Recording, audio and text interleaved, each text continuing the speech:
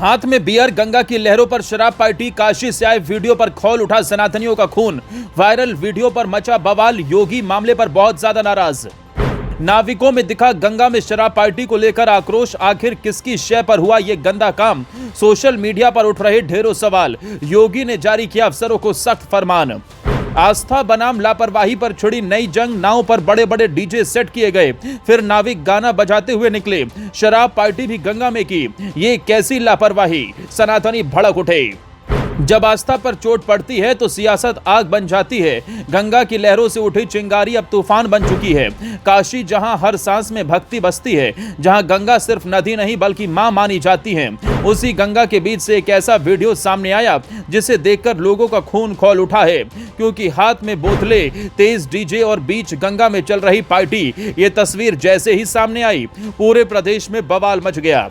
सवाल उठने लगे कि आखिर मां गंगा की गोद में ये सब कैसे हो गया और किसकी जिम्मेदारी है? ये लापरवाही का कौन जिम्मेदार है? क्योंकि ये कोई पहला मामला नहीं है।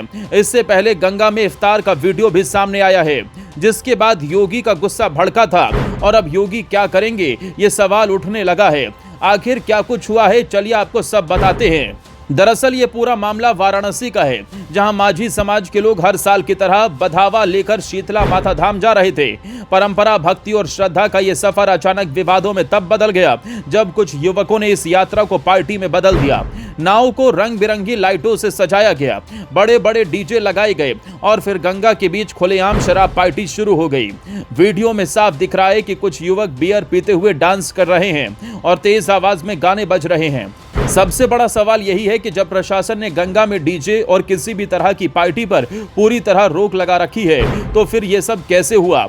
80 घाट से जुड़ा बताया जा रहा है ये मामला प्रशासन के लिए बड़ी चुनौती बन गया है। नाविक समाज खुद इस घटना से नाराज है। उनका कहना है कि गंगा उनके लिए आस्था भी है और रोजी रोटी का साधन भी।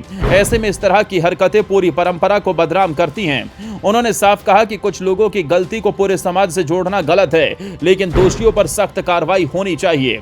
वीडियो वायरल होने के बाद पुलिस और प्रशासन हरकत में आ गया है। एसीपी स्तर पर जांच शुरू कर दी गई और वीडियो में दिख रहे लोगों की पहचान की जा रही है।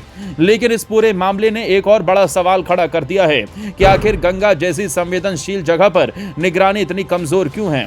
जल पुलिस की गश्त पर भी सवाल उठ रहे हैं कि आखिर इतनी बड़ी पार्टी कैसे बिना रोक टोक के चलती रही?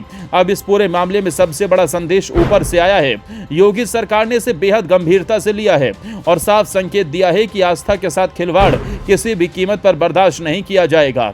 अधिकारियों को सख्त निर्देश दिए गए हैं कि दोषियों की पहचान कर तुरंत कार्रवाई की जाए और भविष्य में इस तरह की घटनाओं को रोकने के लिए कड़े इंतजाम किए जाएं।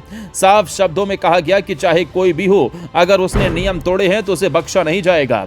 काशी की पहचान उसकी आस्था से है और गंगा उसकी आत्मा है। ऐसे में अगर उसी गंगा के बीच इस तरह की लापरवाही सामने आती है तो लोगों का गुस्सा होना स्वाभाविक है। अब सबकी नजर प्रशासन की कार्रवाई पर टिकी है। क्या सच में दोषियों तक पहुंचा जाएगा या ये मामला भी कुछ दिनों में ठंडा पड़ जाएगा? लेकिन एक बात तय है, इस बार मामला सिर्फ नियम तोड़ने का नहीं बल्कि आस्था के अपमान का है। और योगी के सख्त रुख के बाद ये साफ हो गया कि अब गंगा की मर्यादा से खिलवाड़ करने वालों की खैर नहीं होगी।